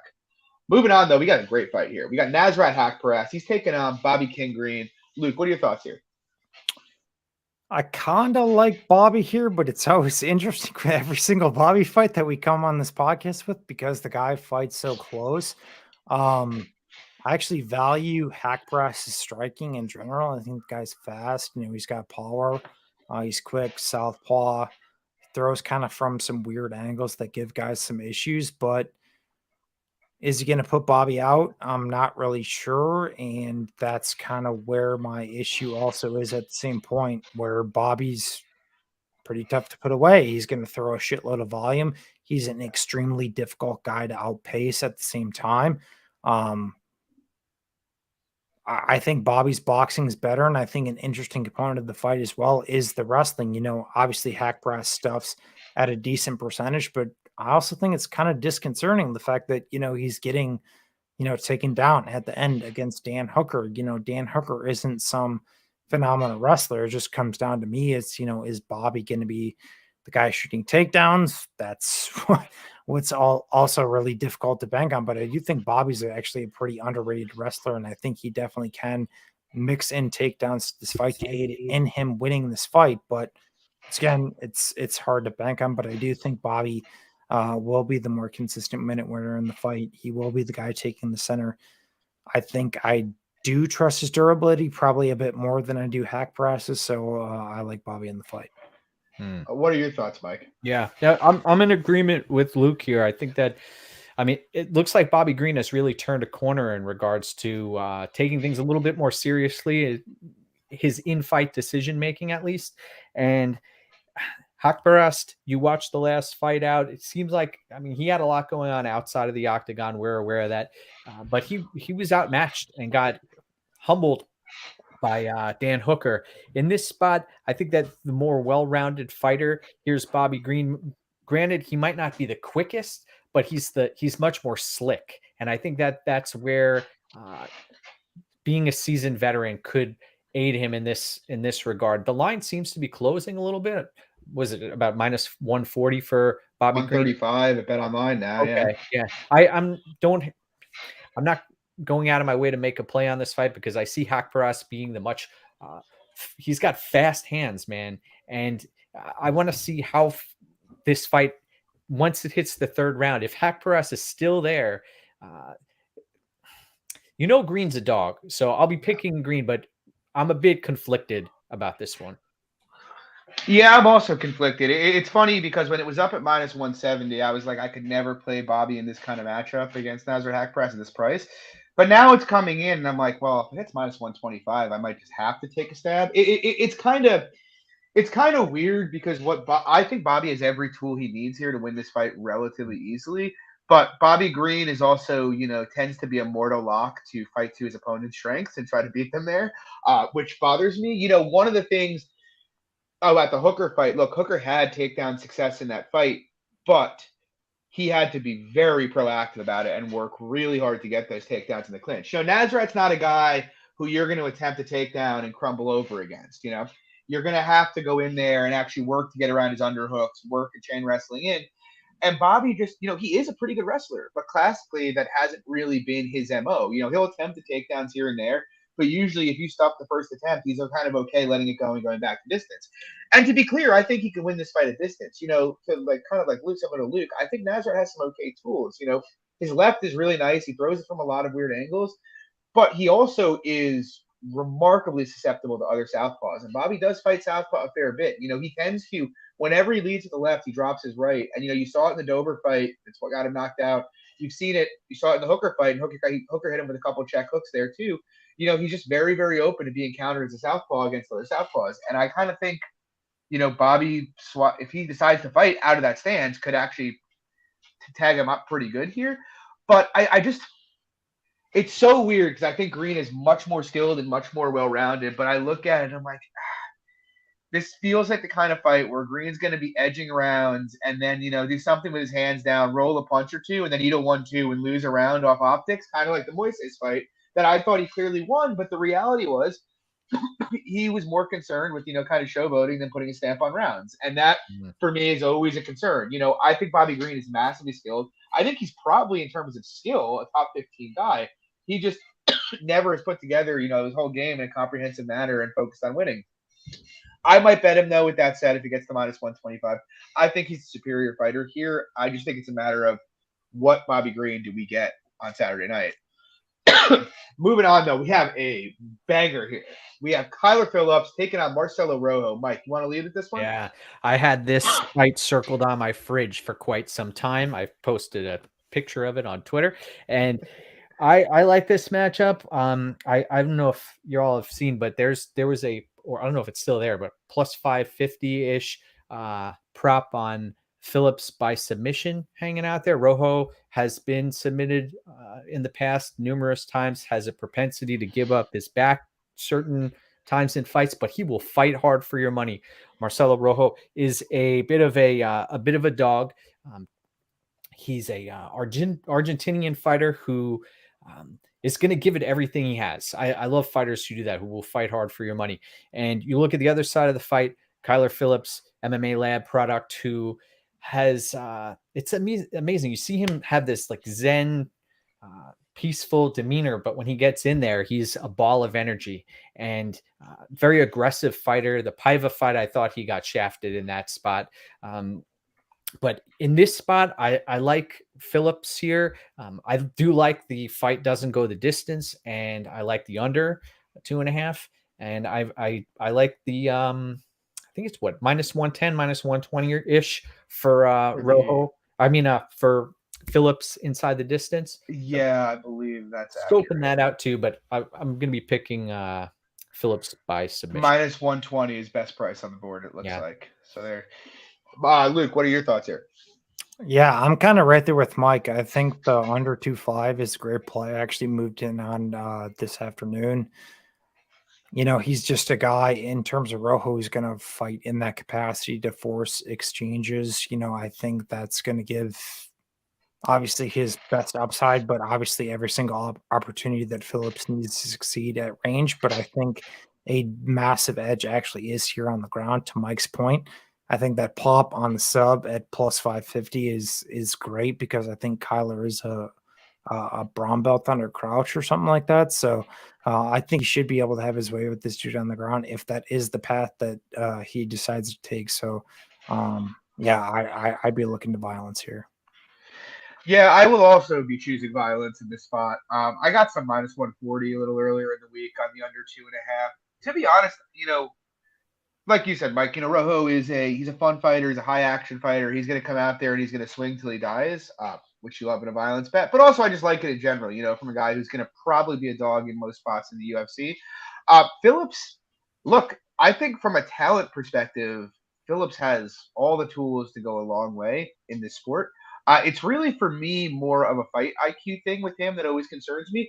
And I wouldn't even say so much as his decisions minute to minute, so much as, you know, he does. Like, you look at the Paiva fight, he gassed out. You know, the guy is clearly slowing down after emptying the tank in round one. And he's throwing fight too. Yeah, and he's throwing spinning kicks, you know, and it's like he's throwing spinning kicks and attempting takedowns. And it's like, dude, just stand on the outside and teep the guy. He has nothing for you, and you're here making sure your take goes, you know?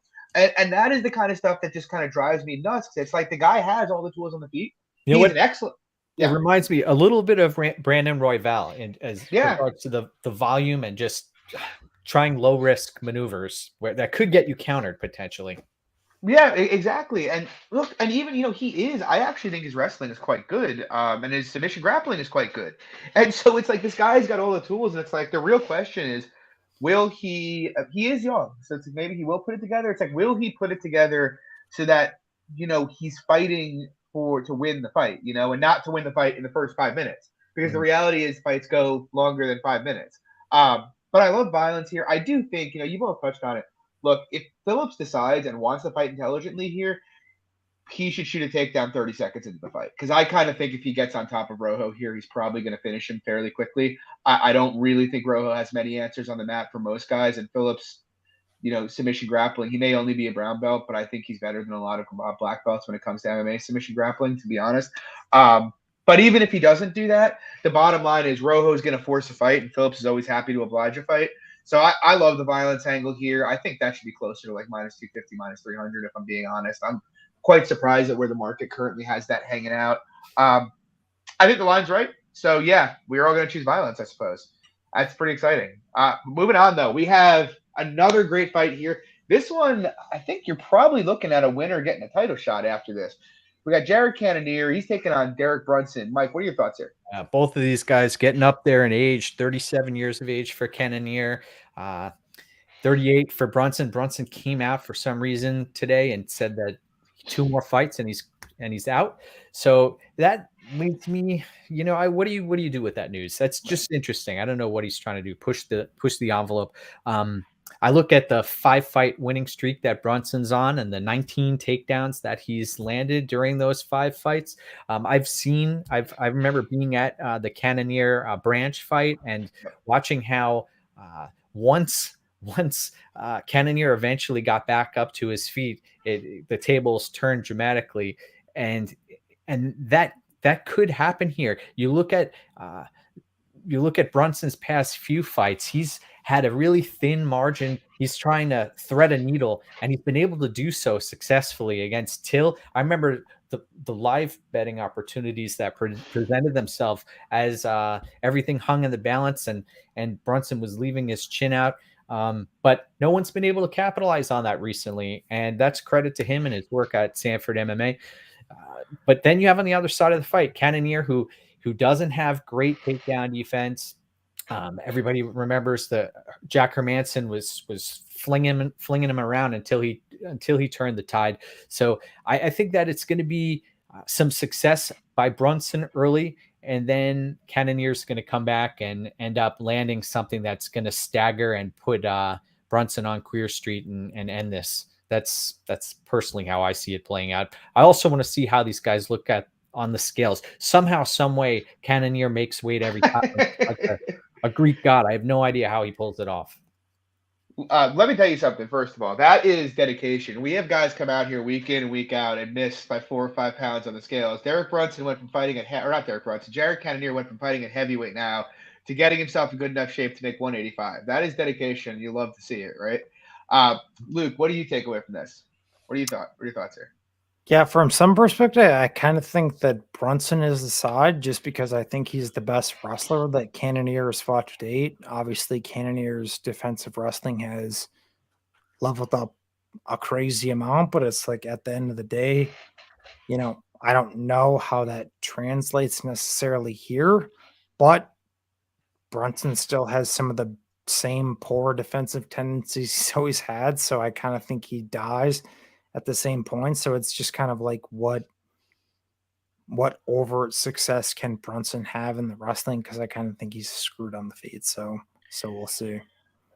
Yeah, I think it's a fascinating fight, to be honest. Look, Derrick Brunson has obviously been one of my guys on this run. I think I bet him in every fight except for the Till fight on this run up here. But there's a couple things with that, right? Obviously, it's been an impressive run. And to his credit, he has been significantly more calm in the octagon than he was earlier in his career. But I'm not sure how much his skills have leveled up. And I say that because, look, at the time he beat Edmund Shabazian as a plus 300 underdog, everybody thought it was a big deal. I think if you reline that fight, it would probably look more like Derrick Brunson minus 200 or minus 250. And you could say that about just about every single one of the fights he's been in along the way when he's been an underdog, right? A lot of these wins just, they just haven't aged well. Ian Heinisch didn't turn out to be that good. Kevin Holland just can't grapple off his back, Darren Till turned out just not a very good wrestler. So, you have to contextualize that a thing. On the other side, though, with Cannonier, I saw Uncle Weezy just mentioned at middleweight, he has an 85% takedown defense. But again, it's like most of those takedowns were defended against Kelvin Gastelum and Jack Hermanson. I cannot stress enough the level gap in the wrestling between Kelvin Gastelum, Jack Hermanson, and Derrick Brunson. Derrick Brunson, it's easy to forget, but a time ago, Derrick Brunson took Yoel Romero down three times and held him down and won 2 rounds off Yoel Romero before being finished, who was a silver medalist at the Olympics. Brunson is a very, very legit wrestler. I'm actually, if he doesn't die entering the pocket, which, as we both touched on, is a very real possibility, I'm very confident he's going to get takedowns here. Cannonier's let a lot of guys in on his hips, and he tends to defend takedowns with brute strength. But if Brunson gets in deep on him, he's going to the mat. Like I'm very, very confident in that. The question is what happens when it gets there, right?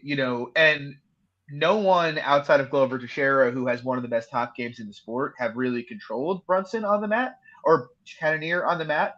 But I also think you have to consider that Branch and Hermanson were looking to pass fairly aggressively and take his back, whereas Brunson's more of I'm going to consolidate half guard, stay on top, and look to throw ground and pound. With that said, I sort of do think Cannonier is going to be able to work his way up. I'm just saying I don't think it's as cut and dry as Jared's worked up there. He'll work up here. Brunson is an excellent wrestler and is very, very heavy on top. But I think Jared could probably get up and on the feet. Look, it's really a question to me of how likely do you rate Cannonier putting him out? Because I think Brunson will be as busy as him. Cannonier has not exactly been historically a very high volume striker, but he is quite precise. He has damaging leg kicks and he throws nukes. Something I think is kind of interesting. The under 2.5 is about -120. I know Brunson hasn't finished many guys on this run, but it's not that long ago where Brunson was known for being a huge hitter more than he was a wrestler. And if it turns out that Jared can just work up, maybe Brunson decides to swing with him. And if that happens, look, I favor Cannonier to win that fight pretty significantly, but it's not like Brunson is incapable of putting him out, I guess to me, I was pretty interested in Brunson when the line was up by +160, +170. Now it's coming in and Cannonier is about -150. I think it's more or less right. I think we all kind of feel it. The path to victory is there. It's there, but also we all kind of see it with Derrick, when he enters the pocket, even when he looks good, it's very lazy and it's very open. It's so easy to picture in my head him getting nuked walking into the pocket here. I kind of think it's going to happen, but also, we've thought that about Derrick Brunson many, many times, and he's proved people wrong. So one thing is for certain: questions will be answered, and one of these guys is probably going to fight for a title after this fight. So, but one last thing, and you touched on it, Mike, and it actually does concern me. Saying you only have 2 fights left in your career, actually, I am not a narrative guy, but when you're putting that out there, look, you're about to go into a cage fight where your mindset is supposed to be, I want to kill the guy in front of me. That's just the reality. And I like when guys fight safe and conservative, but if you're thinking about what I'm going to do in 2 fights and retire healthy, how focused are you on going out there and doing the job? And I think that is actually kind of relevant, to be honest. I don't know what you guys think of that. Yeah, I think it's worth putting a little bit of stock into, but I mean, there are so many young up and comers in this middleweight division too, where, man, the opportunity is now. So maybe he's doing that to kind of push the envelope. We'll see. We're going to find out on Saturday. Yeah, I'm pumped. Now we go to the co-main event of the evening. And we have another exciting fight. We have the Black Beast, Derrick Lewis, Instagram superstar, UFC press conference gold. Doesn't always have the prettiest fights, but they usually end in violence. Taking on Tai Tuivasa, the king of the shoe. Luke, what are you thinking here? Yeah, no in-depth breakdown here for me. I think it just comes down to if Tai is going to fight smart, which is impossible to predict. I do think he has a game that can present Lewis some troubles if he does fight in that way, leg kicks, body kicks, movement, but it's hard to anticipate that Tai is going to sit there and be on his bike, for 15 minutes. And if you engage in that game with Lewis, Lewis is going to kill you at the end of the day. I know Tai is probably more historically durable than most of your heavyweights are, but at the end of the day, we just have 10,000 fights to suggest with Lewis that it just doesn't really matter, how durable you are, how technical you are. It doesn't matter. I think Lewis smokes him on pocket entry, but I do think there is some merit to Tai. If he, puts his Derrick Lewis cup away, he puts his shoey away, he puts his bush latte away, and fights a bit smart, but it's just not predicted for the guy at this point. What do you think, Mike? Well, this fight, it also should be mentioned that this fight's in Houston, so the crowd is going to be going absolutely bonkers when both of these guys are in the octagon. I don't think we're going to see an Ngannou-Lewis performance where these two are staring at each other, hesitant to exchange in the pocket. I think both of these guys could potentially end up doing that. The fight doesn't go the distance. Line is sitting at -650, so that tells us something. It's just a matter of who's going to who's going to land first. I really think that to Luke's point, the leg kicks are there. We know that the durability, there's only so much of Derrick Lewis left at this stage in the game. He's taken a lot of punishment, and if you attack him to the body, if you attack him to the legs, wrestling, as we know, doesn't work on Derrick Lewis, and jiu-jitsu as well, right? So what's going to happen here? I think that we're going to see this fight end inside the distance. I like what I've seen from Tuivasa as he's started to mature a bit. I would like to see him chisel out a little bit more and take a more proactive approach to his cardio. I think that he does have he's a very athletic individual despite being morbidly obese. So he's got the mold is there. I think that there's potential here. I'll say that, but I think that it's tough. It's a tough pick. I don't have a strong lean here, but the other thing is this fight, it depends. Both of these fighters are somewhat durable at times. And if they end up in the clinch on the fence, if Tuivasa ends up taking Lewis down, that changes the complexion of the fight, especially if Lewis's back starts to bother him, right? We've seen that happen in the Hunt fight. It's happened a few other times. So just something to think about. But I think the Houston crowd is going to bring the best out of both of these guys. Yeah, it's a fascinating fight. Kaiser mentioned it in the chat, but Derrick Lewis is the exact kind of fighter to beat Ngannou, Blades, and Volkov and lose to Tai Tuivasa. I don't know. It's kind of weird because for years I went along with, Derrick Lewis isn't very good at MMA. All of this is random. But at some point you have to say, okay, the guy keeps rolling elite fighters, right? Maybe he is not a traditional, MMA fighter, but what he's doing is working. Like to your point, Mike, you can't wrestle him, even though he has no technique at all. He just stands up. He just stands up. It still boggles my mind how he's able to do it. It's remarkable. So I look at it, and I think I'm on board with both. Like I think there are paths here for Tai to win this fight if he fights with an intelligent game plan.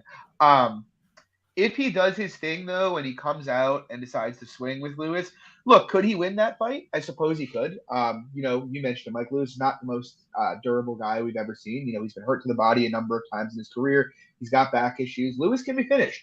But if you're going to tell me that the two of these guys are going to trade in the pocket, I'm going to favor Derrick Lewis fairly substantially to win that, especially because Tai isn't exactly, he's been hurt on a number of occasions in the UFC as well. Look, I think for Tuivasa to win this fight, he wants to keep distance, keep it fairly low action, and just try to get off on leg kicks and body work. I have yet to see Tai Tuivasa really. I will say he's getting better at it, but really execute a proactive game plan, and stick to it. I kind of think Lewis is going to nuke him here, but also, it is worth mentioning. Derrick Lewis, the JDS fight, yeah. He looked he did look good there for a while. And Lewis is 4-0 when fights have gone the distance in his career, remarkably enough. Wow. Lewis, it's kind of crazy, but Lewis, guys are so afraid to get off on him that it ends up, oftentimes being a staring match if they don't want to challenge him. And so I kind of think that's not Tai, though. Tai. It's not Tai. It's not Tai. It is not. It is not.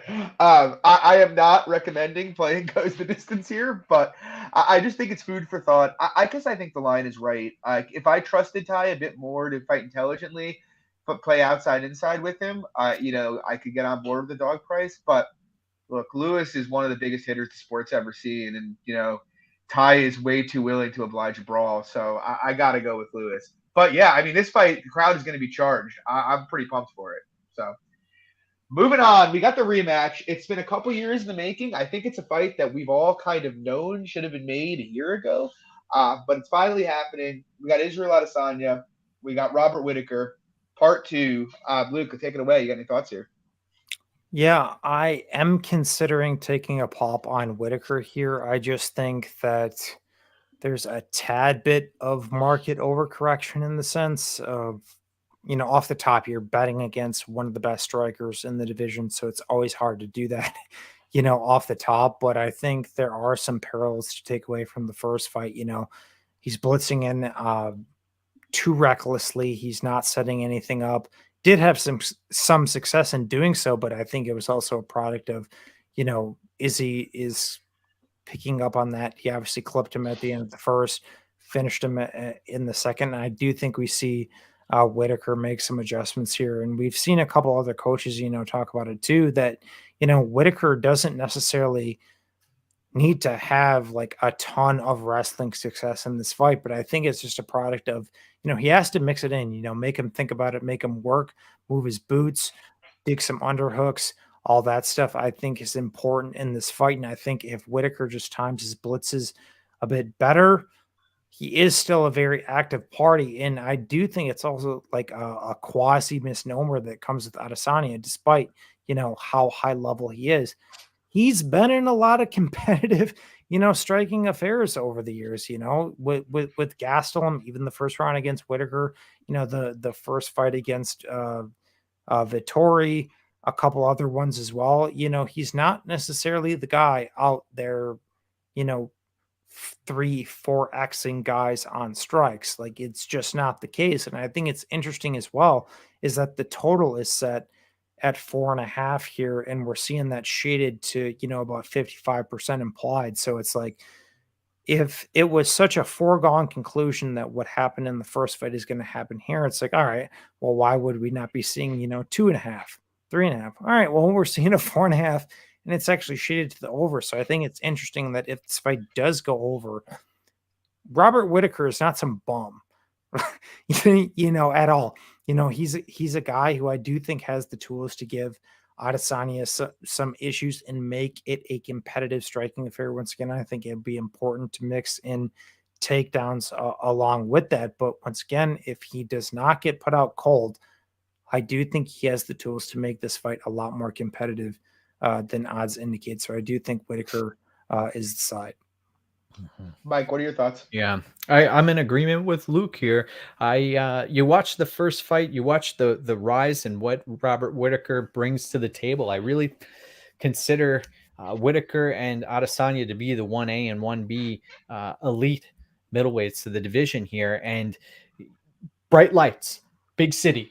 Every time Adesanya is under those bright lights, he seems to come to life, and the lightning quick reflexes are there for him. He's able to capitalize in huge spots. I was at the Adesanya Brunson fight, and he was just, it was amazing. Just the distance management, being able to, his sense of awareness, he was soaking it up and in almost a flow state, so to speak. It was incredible to watch. But in this spot, Robert Whitaker has 25 minutes to land some timed takedowns. I think that will be his entries. He's going to have to get really tricky and be unpredictable to be able to land these takedowns. I think that is his path to victory, is to keep Adesanya honest and make him work. And the fights that we've seen since the first matchup, there's been a progression, not only in regards to his mental state, but the game as well. His craft, his wrestling ability, the way he was able to totally dominate Gastelum out there. I know people aren't putting much stock into those fights, but I see them as small wins that brought him to this point where he's at now. And if you're telling me you're hanging a minus or a plus 240 or so, plus 225, plus 250 price tag in front of Whitaker, I think that he's got a better shot than current odds, or he's got a better shot than current odds indicate in my eyes. But then I also think that if you're, at what point would you fade Adesanya, right? He's elite, and he doesn't really give his opponents much opportunity to succeed. Granted, he did with Anderson Silva and with Kelvin and other Romero. Right. So yeah, Romero could have arguably won that fight. And then we haven't even mentioned the fight with Jan, right? With Blachowicz. So outlanded at distance there too. Right. And people, it's almost like that fight never happened. It's really incredible how it's just been wiped from us. So there is a path to victory here for Whitaker. I actually like him in this spot. And I'll be interested to see where this line's headed as we get closer to fight night, if it ends up getting wider or it closes a bit. Yeah, I'm kind of with you guys. I think it's a fascinating fight. I think the one thing in everybody's heads, myself included, when you look at this, that would theoretically justify the line is the first fight, where you could see the size and length of Israel had a profound impact on Rob, and Rob also approached that fight, if we're being honest, in not the best manner. He tried to look. I respect the guy for being willing to go out in his shield and try to take someone's head off, but Israel's not a guy you can recklessly blitz. He just manages distance far too well, and you saw that, and you saw Rob struggle to find distance early. I honestly really think he got basically knocked out at the end of the first round, to be honest. He didn't look right, coming out for round two. And look, Israel looked dominant in that fight. There's no question. And I actually bet him at evens in that fight. The problem for me is, though, you guys both touched on it. We've seen over the years, Israel being a number of competitive fights with guys that he really shouldn't be in competitive fights with. Kelvin Gastelum, like, that has aged horribly, that fight was as close as it was. Yoel Romero, like you said, Mike, arguably could have won that fight. If he was one or two actions really from winning that fight, to be completely honest. Even beyond that, the Vettori fight, look, he 50-45 Vettori, but, I'm trying to think of the best way to articulate this without trying to downplay it. Yes, he won the fight very clearly, but like, if you look at the round by round, every round was like relatively close. Marvin just couldn't really do enough. But it's like, if there was a better striker who could close distance in front of him, with how inactive he was in that fight, right? Yeah. I was just gonna say that's something I think that's important to note. Rob is so much faster than Marvin. So much. And he closes. He's just so much better at everything, right? Than Marvin is, except for grappling. And so it's like, I could really, really like easily see, that kind of similar fight where it's like playing the outside in game, where one guy has the grappling upside here. It's the big dog. It's Robert Whitaker. This could very easily turn into one of those fights with Izzy where it's like, I don't want to say a staring contest, but where it's a lot of cat and mouse and rounds are decided in one or two moments. And, in that kind of a fight, it's almost impossible for Israel to be, near minus 300. And even beyond that, I'm not sure, look, whatever you want to say about, Yoel hurting Rob and Israel finishing him, I'm not sure anybody should be minus 300 against Robert Whitaker. The guy is an elite hitter. He has pretty much, outside of the Israel and Romero fights, dominated every opponent he's fought at middleweight. And if you want to look, it's kind of fascinating to look at, because they've had a couple common opponents, and Rob has massively outperformed Israel against those opponents. I'm not saying I favor him here. I don't. My issue with the fight for Robert Whitaker is I do think the size and length of Israel gives him a lot of issues. But I think if he can figure them out, and if he is able to kind of break his rhythm with wrestling a bit and get off on kicks, I think it's a fairly close fight. I think a lot of people here look at the performance against Paulo Costa and, his run at middleweight and just assume that the guy is bulletproof. But, you touched on it, Mike. No one even talks about the fight that Jan Blachowicz anymore. Luke mentioned he got outlanded a distance in that fight. Israel is a very, very good fighter. He's an excellent kickboxer. But he tends to fight close. That's just the reality. And guys who fight close are tough to line at a huge number, especially a guy like Robert Whitaker, who's, if we're being honest, one of the best middleweights ever. I think it's a fairly close fight. I lean Israel slightly, but I certainly think there's betting value on Rob. But I'm excited for it. I think it's an awesome rematch. Yeah. Either of you guys have anything you want to add? Well, that there's a significant amount of time has elapsed since the first fight. So both of these camps have had an opportunity to really work on different aspects of their game. So that's what I'm interested to see as far as the camps go, how this unfolds. Yeah, I agree. And also worth noting, Parky mentioned this in the chat. It was a long layoff for Rob the first time, and he seems to have really leveled himself out a bit in the time since. He just seems a lot more, controlled in his striking. But we're going to see what happens, guys. I'm pumped for it. I think this is an awesome card. There's great fights up and down the card here. I want to thank Mike for joining us tonight. Mike, you want to shout out any of your own stuff? Thank you. Just want to thank everybody for every week, every both of you guys, Luke and John, we're all in this together. We've been grinding for years, and there's so many opportunities ahead. So just want to thank everybody, and also if you'd like, every Saturday morning, fight morning, I have a quick morning breakdown show at MMA Oddsbreaker. Almost 3 years over there now, and a lot of great people in the business, and excited to just be a part of this team. And thanks to the Club and Sub folks. Appreciate you. Yeah, guys, if you haven't checked it out, check out Mike's show. I generally every Saturday morning pick up bagels for my wife and kids, listen to it on the way over. It's a great listen. It's very easy to get through. Mike's a really sharp guy. Mike, thanks for joining us. And you can find him on Twitter at Mike's MMA Picks. As usual, you got me, John, at MMA Fox on Twitter, Luke at SWR_betting. Lags be back with us next week. Please drop a like and subscribe. And guys, good luck on your bets this weekend, and let's enjoy the card. Have a good one.